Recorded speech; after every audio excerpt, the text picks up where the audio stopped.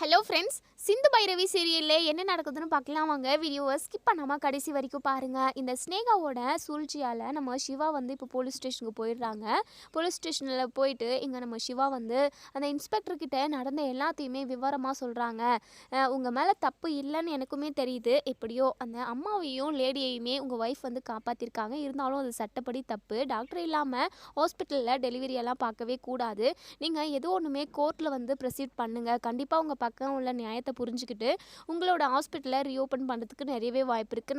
நாளைக்கு கோர்ட்டுக்கு போகணும். அதுக்குள்ளே ஏதாவது உங்கள் பக்கம் ஆதாரம் இருந்துச்சு, உங்கள் பக்கம் நியாயம் இருக்குது அப்படிங்கிறத நிரூபித்து காட்டுறீங்க அப்படின்னா கண்டிப்பாக நீங்கள் திரும்பவும் உங்கள் ஹாஸ்பிட்டலை ரீஓப்பன் பண்ணிடலாம் அப்படின்னு சொல்லிட்டு நம்ம போலீஸுமே இங்கே சிவா கிட்ட சொல்கிறாங்க. சிவாவுமே ஏதாவது பண்ணணும் அப்படின்னு சொல்லிட்டு பயங்கரமாக யோசிச்சுக்கிட்டு இருக்காங்க. இன்னொரு சைடு நம்ம சிந்து அன்னபூர்ணிக்கிட்ட அதுக்கப்புறம் நம்ம ஆறுமுகம்னு வீட்டில் உள்ள ஒட்டுமொத்த பேர்கிட்டையுமே சொல்கிறாங்க. பயங்கரமாக ஷாக் ஆகுறாங்க. அன்னபூர்ணி பயங்கரமாக அழுக ஆரம்பிச்சிடுறாங்க. உடனே சிந்து அத்தை அழுகாதீங்க அத்தை, நம்ம இப்போ எல்லாருமே ஹாஸ்பிட்டலுக்கு கிளம்பி போகணும், டாக்டரை எப்படியாவது வெளியே கொண்டு வந்துடணும் அப்படின்னு சொல்லிட்டு இப்போது மகா பார்த்தீங்களா, நீ பண்ணுற எல்லா திருட்டு வேலையும் இவ பண்ணிவிட்டு இவ பண்ண தப்புக்கு என் பிள்ளை இப்போது தண்டனை அனுபவிச்சுக்கிட்டு இருக்கான் அப்படின்னு சொல்லிட்டு மகா ஸ்டார்ட் பண்ணவும் உடனே அன்னபூர்ணி மகா தேவையில்லாமல் எதுவும் பேசிக்கிட்டு இருக்காது, இப்போ எப்படியாவது சிவாவை வெளியே கொண்டு வந்துடணும் அப்படின்னு சொல்லிட்டு அக்கா இல்லைக்கா, சிவா எம்புட்டு ஆசையாக அந்த ஹாஸ்பிட்டலில் ஓப்பன் பண்ணா, அவன் அந்த ஹாஸ்பிட்டலில் தொடங்குறதுக்கு கூட நீங்கள் தானே காரணம், நீங்கள் தானே பணத்தெல்லாம் கொடுத்து அவனுக்கு அவ்வளோ பெரிய ஹாஸ்பிட்டலை வாங்கி கொடுத்தீங்க. ஆனால் அது எல்லாத்தையுமே இவ கெடுத்து விட்டுட்டா. சிவாவோட கனவுல லட்சியத்தில் மண்ணை வாரி தூவிட்டாக்கா. எல்லாத்துக்கும் காரணம் இவ தானே. இப்போது சிவா ஜெயிலில் இருக்கான் அப்படின்னா அதுக்கு காரணம் இந்த சிந்து தானே. சிந்து சிவாவை ஏமாற்றி கல்யாணம் பண்ணிட்டு வந்துட்டா. அது மட்டும் இல்லாமல் இந்த சிந்து சிவாவுக்கு பொருத்தமானவளே இல்லைக்கா. இதுவே சாக்கா வச்சு எப்படியாவது இவளை வீட்டை விட்டு வெளியே துரத்திடுங்க அக்கா. இந்த சிந்து சிவா கூட இருக்கிற வரைக்கும் சிவாவுக்கு எந்த ஒரு நல்லதுமே நடக்காதுக்கா அப்படின்னு சொல்லிட்டு இங்கே இந்த மகா எப்படியாவது சிந்துவை வீட்டை விட்டு வெளியே துரத்திடணுன்றதுக்காக அன்னபூர்ணிக்கு ஏற்றி விடுறாங்க. ஆனால் அன்னபூர்ணிக்கு தெரியும் சிந்துவும் பைரவியும் ரெண்டு பேருமே ரொம்ப நல்லவங்க, பொறுப்பானவங்க அப்படின்னு சொல்லிட்டு. அதனால் இங்கே அனுப்புன்னு இங்கே பாரு மகா, இதை இப்போ பேசி ஒரு பிரயோஜனமும் இல்லை, பேச வேண்டிய நேரமும் இது கிடையாது, முதல்ல சிவாவை எப்படியாவது வெளியே கொண்டு வந்துடணும் அப்படின்னு சொல்லிட்டு சொல்கிறாங்க. உடனே ஆறுமுகம் அம்மா நீங்கள் கவலைப்படாதீங்க, கண்டிப்பாக சிவாவை வெளியே கொண்டு வந்துடலாம் அப்படின்னு சொல்லிட்டு உடனே இங்கே அன்னப்பூர்ணி டே ஆறுமுகம் எப்படிரா உடனே எல்லாம் கொண்டு வர முடியும் அப்படின்னு சொல்லிட்டு உடனே பைரவி அதான் அத்தை சஞ்சய் இருக்கிறார்ல, சஞ்சய் கிட்ட நான் பேசுகிறேன், கண்டிப்பாக அவர் நமக்கு இந்த விஷயத்தில் உதவி செய்வார் அப்படின்னு சொல்லிட்டு சொல்கிறாங்க. உடனே ஆறுமுகத்துக்கு பயங்கரமாக கடுப்பாகுது. வேறு வழி இல்லை, எதுவுமே பேசவும் நம்ம ஆறுமுகத்தால் முடியலை. ஏன்னா சிவாவை எப்படியாவது வெளியே கொண்டு வரணும் அப்படின்றதுக்காக சைலண்ட்டாக இருக்காங்க. இப்போது அன்னபூர்ணி பைரவி நீ கரெக்டாக சொன்ன பைரவி, எப்படியாவது சிவாவை வெளியே கொண்டு வந்துடணும், அவன் வெளியே வரணும் அப்படின்னா கண்டிப்பாக சஞ்சயால் தான் முடியும், சஞ்சய் கண்டிப்பாக நமக்கு இந்த உதவி செய்வார்னு எனக்கு நம்பிக்கை இருக்குது அப்படின்னு சொல்லிட்டு உடனே அன்னபூர்ணி சொல்கிறாங்க. நீ சஞ்சய்க்கு கால் பண்ணி எங்கே இருக்க என்ன ஏதுன்னு கேளுமா அப்படின்னு சொல்லிட்டு சரிங்க அத்தை, நீங்கள் ஒன்றுமே கவலைப்படாதீங்க, சஞ்சய் இதை நமக்கு சாதகமாக நமக்கு ஏதோ ஒன்றுமே செஞ்சு கொடுத்துருவாரு அப்படின்னு சொல்லிட்டு இங்கே பைரவி சொல்கிறாங்க. இப்போது சஞ்சய்க்கு கால் பண்ணுறாங்க.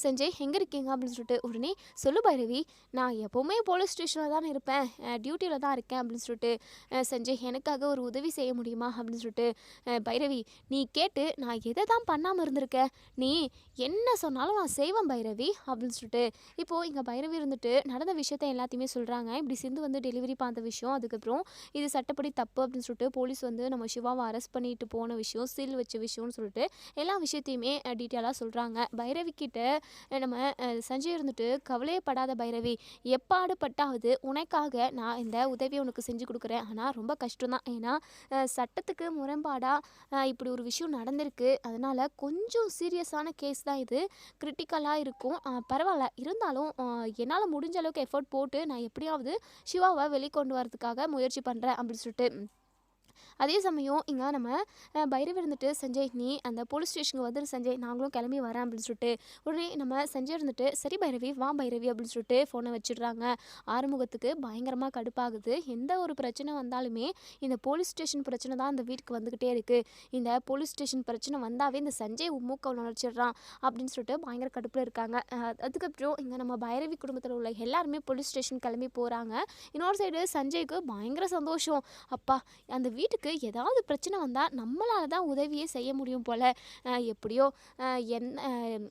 எல்லா விதத்துலேயுமே பைரவியை எப்படியாவது நம்ம பக்கம் இழுத்துடணும், அவள் மனசவே மாற்றணும், ஆறுமுகத்துக்கிட்டேருந்து பிரித்து நம்ம அவளை கல்யாணம் பண்ணிக்கிட்டு சந்தோஷமாக இருக்கணும். 5 வருஷம் அவளை நம்ம இவ்வளோ டீப்பாக லவ் பண்ணோம். ஆனால் இந்த ஆறுமுகம் ஒரே ஒரு நிமிஷத்தில் பைரவி கழுத்தில் தாலியை கட்டி அந்த கிளி கொய்யா பழத்தை கொத்தி தூக்கிட்டு போகுமே அந்த மாதிரி பண்ணிட்டான். குரங்கு கையில் பூ மாலை கொடுத்த கணக்கா பைரவி இந்த ஆறுமுகத்துக்கிட்ட போய் மாட்டிக்கிட்டா. எப்படியாவது அவன்கிட்ட இருந்து நம்ம பைரவிக்கு விவாகரத்து வாங்கி அவங்க 2 பேருமே பிரித்து நம்ம பைரவியை கல்யாணம் பண்ணிக்கிட்டு சந்தோஷமாக வாழணும். இதுவும் நல்ல ஒரு வாய்ப்பு தான். சரி, இதுக்கான வேலையையும் பார்க்குவோம் அப்படின்னு சொல்லிட்டு இப்போது பைரவி சொன்ன மாதிரி இங்கே சஞ்சயுமே போலீஸ் ஸ்டேஷனுக்கு வந்துடுறாங்க. இப்போது நம்ம பைரவி குடும்பத்தில் உள்ள எல்லாருமே வந்துடுறாங்க. சிவாவை பார்த்ததுமே அன்னபூர்ணி பயங்கரமாக கண் கலங்குறாங்க. சிவா, உனக்கு போய் இப்படியா வரணுமாப்பா? அதாவது ஊரில் உள்ள ரொம்ப ஏழையாக இருக்கிற மக்களுக்கு எல்லாருக்குமே நீ இலவசமாக ட்ரீட்மெண்ட் பார்க்கணும் அப்படின்னு சொல்லிட்டு நீ ஒரு நல்ல எண்ணத்தில் ஹாஸ்பிட்டலில் தொடங்கினேன். ஆனால் அந்த கடவுளுக்கு கூட கண்ணு பொறுக்கல போல். உன்னை மாதிரி ஒரு நல்லவங்களுக்கு தான்டா இப்படியெல்லாம் சோதனை மேலே சோதனையாக அந்த கடவுள் கொடுத்துக்கிட்டே இருப்பார் அப்படின்னு சொல்லிட்டு நம்ம அன்னபூர்ணி பயங்கரமாக அழுகிறாங்க. உடனே சிவா அம்மா அழுகாதீங்க பெரியம்மா, அதான் நல்லவங்களுக்கு கடவுள் சோதனை கொடுக்க தான் செய்வார், ஆனால் கைவிட மாட்டார்ல, கண்டிப்பாக அந்த கடவுளை என்னை காப்பாற்றுவார் அப்படின்னு சொல்லிட்டு சொல்கிறாங்க. இப்போது இங்கே போலீஸ் அதாவது போலீஸ் இங்கே பாருங்கள், இப்படிலாம் பேசக்கூடாது, தூரமாக போங்க அப்படின்னு சொல்லிட்டு இங்கே அன்னபூர்ணி அனுப்பிடுறாங்க. நம்ம சஞ்சய் அந்த இன்ஸ்பெக்டர்கிட்ட பேசுகிறாங்க. சார், நானும் பக்கத்து ஸ்டேஷனில் போலீஸ் இன்ஸ்பெக்டராக தான் இருக்கிறேன்.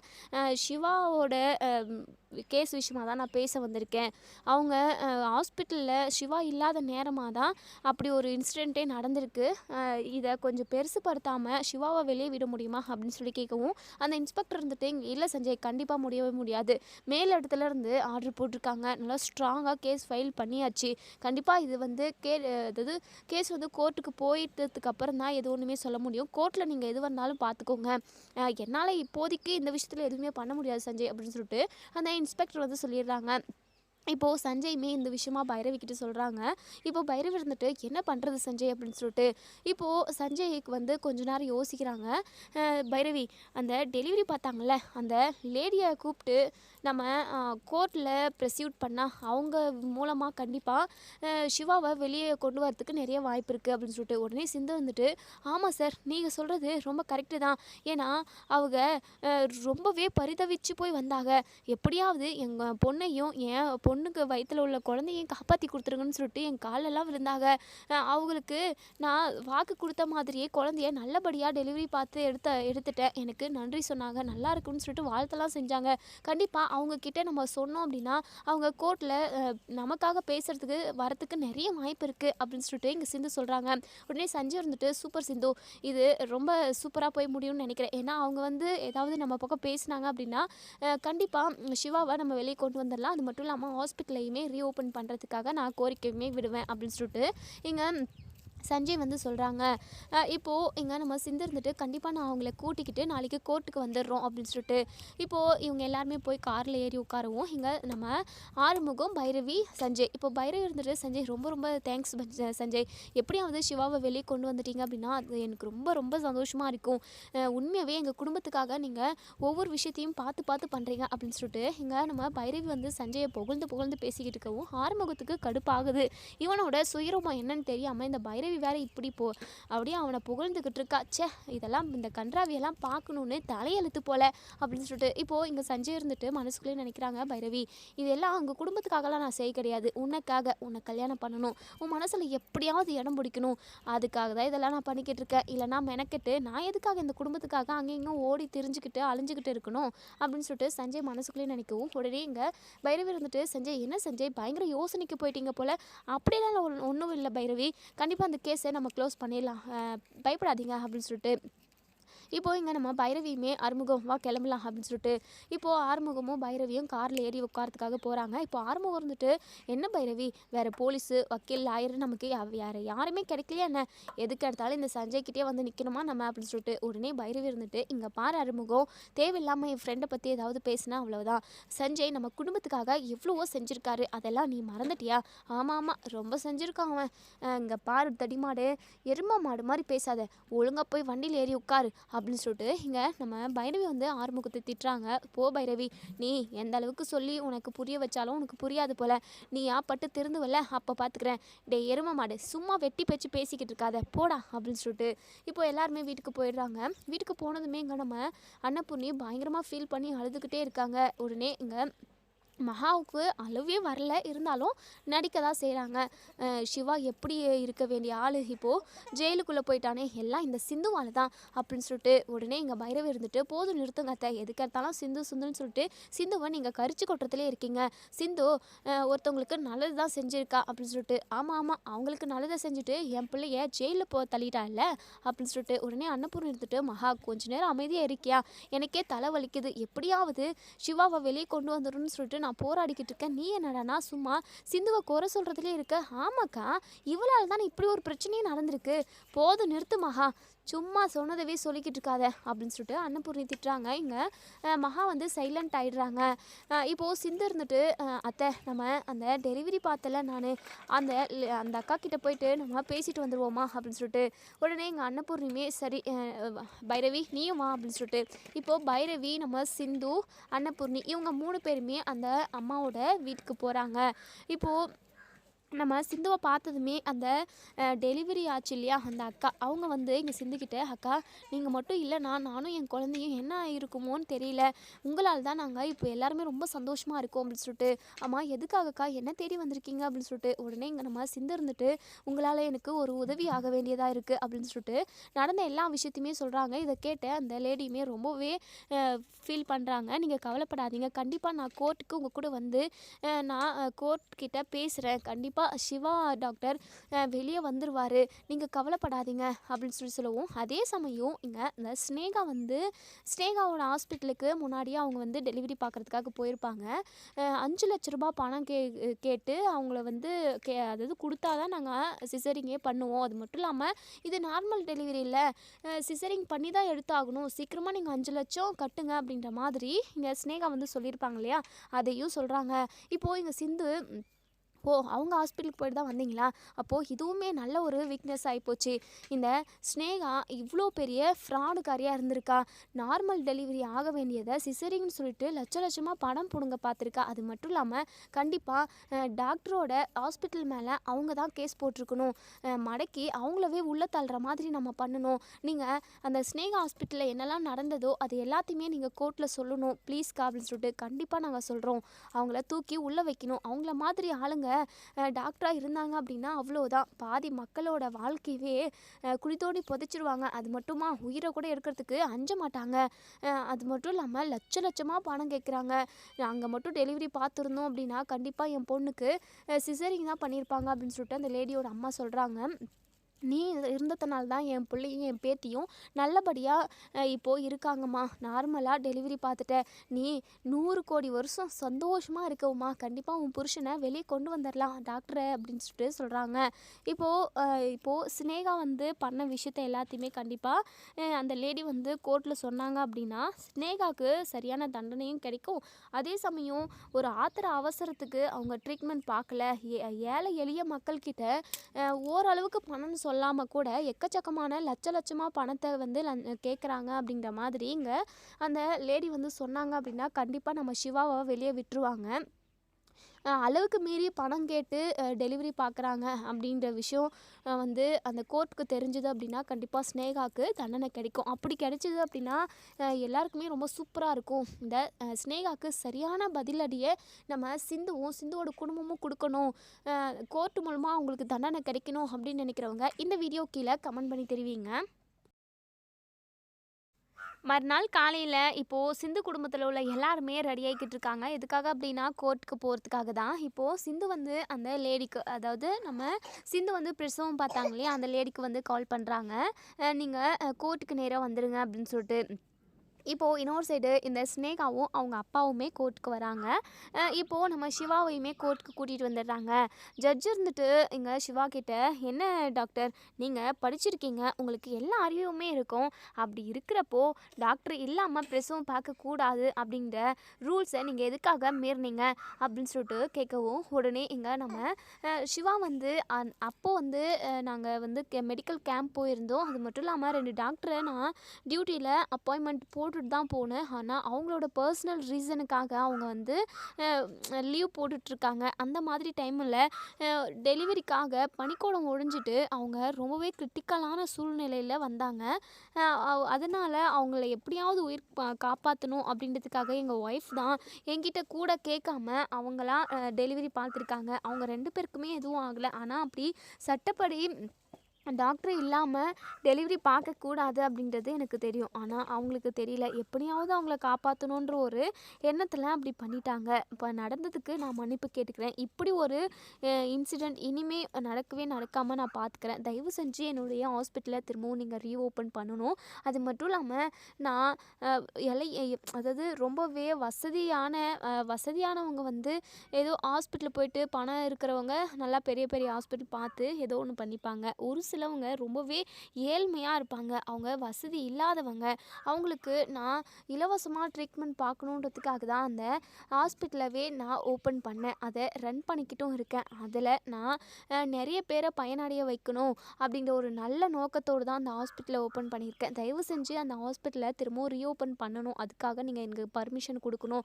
இனிமேல் இப்படி ஒரு தப்பு நடக்காமல் நான் பார்த்துக்கிறேன் அப்படின்ற மாதிரி நம்ம சிவா வந்து ஜட்ஜு கிட்ட சொல்லவும், இன்னொரு சைடு எங்கள் ஸ்னேகா வந்து ஒரு லாயரை வந்து அப்பாயின்மெண்ட் பண்ணியிருப்பாங்க. அந்த லாயர் இருந்துட்டு, இங்கே பாருங்கள் ஐயா, அதாவது சிவா டாக்டர் படி அவரோட எப்படியாவது அவர் வந்து அவங்க ஹாஸ்பிட்டலை ரீஓப்பன் பண்ணணுன்றதுக்காக இப்படியெல்லாம் கதை கட்டிக்கிட்டு இருக்காரு. அவங்க வந்து திரும்பவும் அந்த ஹாஸ்பிட்டலை ரீஓப்பன் பண்ணக்கூடாது. ரூல்ஸை மீறி அவங்க என்னென்னமோ பண்ணிக்கிட்டு இருக்காங்க. கண்டிப்பாக அந்த ஹாஸ்பிட்டல் வந்து ரீஓப்பன் பண்ணோம் அப்படின்னா நிறைய பேருக்கு இதனால் பிரச்சனை வரத்துக்கு நிறைய வாய்ப்பு இருக்குது அப்படின்ற மாதிரி நம்ம சிவாவுக்கு எதிராக ஒரு லாயர் வந்து பேசுகிறாங்க. உடனே இங்கே நம்ம சிந்து இருந்துட்டு, தயவு செஞ்சு நான் ஒரு நிமிஷம் பேசிக்கலாமா அப்படின்னு சொல்லிட்டு லாயர்கிட்ட கேட்குறாங்க. அதாவது நீதிபதி கிட்ட கேட்குறாங்க. இப்போது நீதிபதியுமே சரிம்மா நீ பேசுமா அப்படின்னு சொல்லிட்டு, இப்போது நம்ம சிந்து வந்து, ஐயா நான் ஹாஸ்பிட்டலில் தான் இருந்தேன். அப்போது இந்த லேடி ரொம்பவே டெலிவரி பெயினோட என்னுடைய ஹாஸ்பிட்டலுக்கு, அதாவது என் புருஷனோட ஹாஸ்பிட்டலுக்கு வந்தாங்க. அப்போது பனிக்கூடம் உடஞ்சி அவங்க வலியில் ரொம்பவே துடிச்சிக்கிட்டு இருந்தாங்க. ஹாஸ்பிட்டலில் எந்த ஒரு டாக்டர்ஸுமே இல்லை. அதனால் அவங்களோட உயிரை எப்படியாவது காப்பாற்றணும் அப்படின்றதுனால நான் பக்கத்தில் இருந்த ஒரு பாட்டிமாவை கூட்டிகிட்டு வந்து தான் டெலிவரி பார்த்தேன். அது மட்டும் இல்லாமல் குழந்தைக்கும் சரி தாய்க்கும் சரி எந்த ஒரு பிரச்சனையுமே இல்லாமல் அவங்களோட உயிருக்கு எந்த ஒரு சேதாரம் இல்லாமல் நான் அவங்கள காப்பாற்றிட்டேன். அது மட்டும் இல்லாமல் அந்த பாட்டிமா வந்து எக்கச்சக்கமான டெலிவரி பார்த்துருக்காங்க அப்படின்னு சொல்லிட்டு, கிராமப்புறங்களில் பார்த்துருக்காங்கன்னு சொல்லிட்டு சொல்கிறாங்க. இப்போது இங்கே இன்னொரு லாயர், அதாவது இந்த ஸ்னேகா வந்து அப்பாயின்மெண்ட் பண்ண லாயர் இருந்துட்டு, அது எப்படி நீதிபதி ஐயா இதெல்லாம் செல்லுபடியாகும்? இல்லை இவங்க எல்லாம் பிளான் பண்ணி தான் பண்ணியிருக்காங்க. எப்படியாவது அந்த குழந்தையோட உயிரையும் அம்மாவோட உயிரையும் காப்பாற்றணுன்னுலாம் இவங்க பண்ணவே கிடையாது.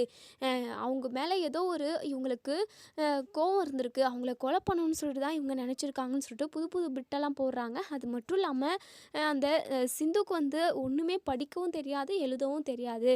அவங்க ஏதோ 10ஆம் கிளாஸே என்னமோ படிச்சிருக்காங்க போல். அது மட்டும் இல்லாமல் அந்த பக்கத்தில் வந்து கவர்மெண்ட் ஹாஸ்பிட்டல் கூட இருந்தது. கவர்மெண்ட் ஹாஸ்பிட்டலுக்கு கூட ஷிஃப்ட் பண்ணியிருக்கலாம். ஆனால் இவங்க அதை பண்ணல. ஏன் பண்ணல?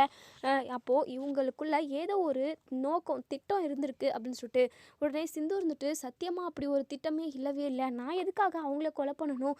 அதுவும் நிறைமாத கர்ப்பிணியை எப்படி, அதுவும் பச்சை குழந்தைய கொலை பண்ணுறதுக்கு எனக்கு மனசு வருமா? கண்டிப்பாக அப்படியெல்லாம் இல்லவே இல்லை. அது மட்டும் இல்லாமல் எங்கள் பக்கம் ஒரு ஆதாரம் இருக்குது, அதை மட்டும் நீங்கள் கேளுங்க ஐயா அப்படின்னு சொல்லிட்டு, இப்போது அந்த நம்ம சிந்து வந்து டெலிவரி பார்த்தாங்க இல்லையா, அந்த லேடி வந்து பேசுகிறாங்க. நடந்த எல்லாத்தையுமே சொல்கிறாங்க. ஸ்னேகாவோட ஹாஸ்பிட்டலுக்கு போனதுனால அங்கே வந்து அங்கேயே பனிக்கூடமெல்லாம் உடஞ்சிருச்சு. அது மட்டும் இல்லாமல் வழியில் நான் ரொம்பவே துடிச்சிக்கிட்டு இருந்தேன். என் அம்மா அப்பான்னு எல்லாருமே ஸ்னேகா டாக்டர்கிட்ட ரொம்பவே கெஞ்சினாங்க, சீக்கிரமாக டெலிவரி பாருங்கள் அப்படின்னு சொல்லிட்டு. அதாவது நார்மல் டெலிவரி ஆகாது, சிசரிங் பண்ணி தான் குழந்தைய வெளியே எடுக்கணும். அதுக்கு 5 லட்ச ரூபா ஆகும். முன்னாடி அட்வான்ஸ் கட்டிட்டு மிச்ச பணத்தை குழந்தை பிறந்ததுக்கப்புறமா நீங்கள் கொடுங்க. ஃபஸ்ட்டு அட்வான்ஸ் கட்டினா தான் நாங்கள் டெலிவரியே பார்க்குவோம் அப்படின்னு சொல்லிட்டு அவங்க ரொம்பவே பிடிவாதமாக இருந்தாங்க. எங்ககிட்டயுமே அந்தளவுக்கு பணம் வந்து எதுவுமே இல்லவே இல்லை, தயவு செஞ்சு இப்போதைக்கு நீங்கள் டெலிவரி பாருங்கள் ப்ளீஸுங்க அப்படின்னு சொல்லிட்டு காலில் கையிலலாம் விழுந்தோம். ஆனால் அந்த ஸ்னேகா டாக்டர் எங்களை அங்கேருந்து அனுப்பி விட்டுட்டாங்க. அப்புறம் தான் நாங்கள் சிந்து அக்காவுக்கிட்ட போனோம். சிந்து அக்கா அங்கே ஹாஸ்பிட்டல்லையுமே யாருமே டாக்டர்ஸ் இல்லை அப்படின்னு சொல்லி பேசிக்கிட்டு இருந்தாங்க. சிந்து அக்கா தான் கடைசி நேரத்தில் என்னையும் என் குழந்தையையும் எப்படியோ உயிர் பொழைக்க வச்சாங்க. தயவு செஞ்சு சிந்து அக்காவுக்கும் அவங்க புருஷனுக்கும் தயவு செஞ்சு நீங்கள் பிரச்சனையை கொடுத்துடாதீங்க. அவங்க 2 பேருமே ரொம்ப ரொம்ப நல்லவங்க. அதாவது ஏழை எளிய மக்களுக்கு அவங்க இலவசமாக ட்ரீட்மெண்ட் பார்த்துக்கிட்டு இருக்காங்க. வசதியே இல்லாதவங்க இப்படி இந்த ஹாஸ்பிட்டல் மூலமாக பயனடைகிறாங்க. இந்த ஹாஸ்பிட்டல் இருக்கணும், வசதி இல்லாதவங்களுக்கு உபயோகமாக இருக்கும். தயவு செஞ்சு சிவா டாக்டரோட ஹாஸ்பிட்டலை நீங்கள் ரீஓப்பன் பண்ண சொல்லணும், அதுக்கு ஆர்டர் கொடுக்கணும் நீங்கள் அப்படின்னு சொல்லிட்டு அந்த லேடி வந்து சொல்கிறாங்க. இது எல்லாத்தையுமே இங்கே அந்த அதாவது நீதிபதி வந்து நோட் பண்ணிக்கிறாங்க. இப்போது நீதிபதியுமே எல்லாத்தையும் கணிச்சு பார்க்குறப்போ சிவா டாக்டரும் அவங்க ஒய்ஃபும் ரொம்ப நல்லவங்க. ஏதோ ஒரு சுச்சுவேஷன்னால தான் எப்படியாவது குழந்தைய காப்பாற்றணும், வேறு வழியே இல்லை, வேறு ஹாஸ்பிட்டலுக்குமே ஷிஃப்ட் பண்ண முடியாதுன்ற ஒரு சுச்சுவேஷன்னால தான் அவங்க இப்படி ஒரு டெலிவரியை பார்த்துருக்காங்க. இனிமேல் இப்படி நடக்கக்கூடாது. இப்போவுமே ஹாஸ்பிட்டல்னால் ஒரு டாக்டராவது 2 டாக்டராவது இருந்தே ஆகணும். இப்படி ஹாஸ்பிட்டலில் டாக்டர்ஸ் இருக்கிற மாதிரி நீங்கள் பண்ணிக்கோங்க.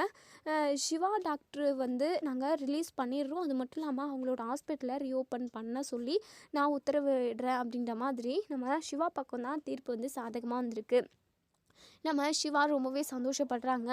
ஆனால் இதை கேட்ட ஸ்னேகாவும் அவங்க அப்பாவும் பயங்கரமாக கடுப்பாகிறாங்க. ஸ்னேகா இருந்துட்டு என்ன டேட், நம்ம நினச்சதுக்கு எதிர்மாறாக நடந்துக்கிட்டு இருக்கு, எப்படியாவது அந்த சிவாவை நம்மளோட ஹாஸ்பிட்டலுக்கு திரும்பவும் அடிமைக்காரனாக வந்து வேலை பார்ப்பான்னு பார்த்தா இப்போது அவன் நினச்ச மாதிரியே இப்போது தனியாக ஹாஸ்பிட்டலில் அந்த ஹாஸ்பிட்டலை ரன் பண்ண போகிறான் போல்.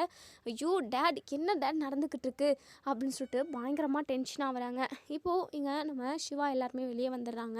நம்ம சிவா இங்கே ஸ்னேகா கிட்டே போயிட்டு, இங்கே பாரு ஸ்னேகா, டெலிவரி பெயினில் ரொம்பவே வலியில் துடிச்சிக்கிட்டு இருந்த ஒரு பொண்ணோட நிலைமையை கூட நீ புரிஞ்சிக்கவே இல்லைல்ல, நீயும் ஒரு பொண்ணு தானே, பணம் கொடுத்தா தான் நான் டெலிவரி பார்ப்பேன்னு சொல்லிட்டு ஒத்த காலில் நின்றுக்கிறேன், அதுவும் கொஞ்சம் நஞ்சு பணமாக 5 லட்ச ரூபா, உனக்கெல்லாம் கொஞ்சம் கூட மனசாட்சியே இல்லைல்ல, கண்டிப்பாக நீ சீக்கிரமாகவே அந்த ஹாஸ்பிட்டலில் இழுத்து மூடிடுவேன், கண்டிப்பாக மூட தான் போகுது, உன்ன மாதிரி ஆட்கள் இருக்கிற வரைக்கும் கண்டிப்பாக எதுவுமே உருப்படாது, கண்டிப்பாக அந்த கடவுள் உங்ககிட்ட இருந்து அந்த ஹாஸ்பிட்டலை பறிக்க தான் செய்யும் பாரு அப்படின்னு சொல்லிட்டு இங்கே நம்ம டாக்டர் சிவா வந்து சொல்கிறாங்க. உடனே ஸ்னேகா இருந்துட்டு ஓவராக சீன் போட்டுக்கிட்டு இருக்காத, கிளம்பு அப்படின்னு சொல்லிட்டு உடனே இங்கே அன்னபூர்ணி இருந்துட்டு, நீ எல்லாம் ஒரு பொண்ணாச்சி, ஒரு பொண்ணுக்கு பிரசவம் பார்க்குறதுக்கு கூட பணத்தை கட்டினா தான் பிரசவம் பார்க்கணும்னு சொல்லிட்டு ஒத்த காலை நின்று இருக்க, சி உனக்கெல்லாம் வெக்கமா இல்லை, நீயும் ஒரு பிள்ளையை பெற்றெடுப்பில்ல, அப்போ தெரியும் அந்த வலி எப்படி இருக்கும் அப்படின்னு சொல்லிட்டு இங்கே நம்ம அன்னபூர்ணி எல்லாருமே இங்கே அதாவது ஸ்னேகாவை பயங்கரமாக வெளுத்து வாங்கிட்டு அங்கேருந்து கிளம்பி எல்லாருமே வீட்டுக்கு வந்துடுறாங்க. இப்போ தான் நம்ம சிந்துக்கு ரொம்பவே ரிலாக்ஸாக இருக்குது. உடனே இங்கே நம்ம சிவா இருந்துட்டு, இங்கே பாரு சிந்து, நீ எதுக்காகவும் கவலைப்படாத, நீ நல்லது தான் செஞ்சுருக்க, ஆனால் இனிமேல் டாக்டர்ஸ் யாரும் இல்லாமல் இப்படி ஒரு விஷயத்த நீ பண்ணிடாத.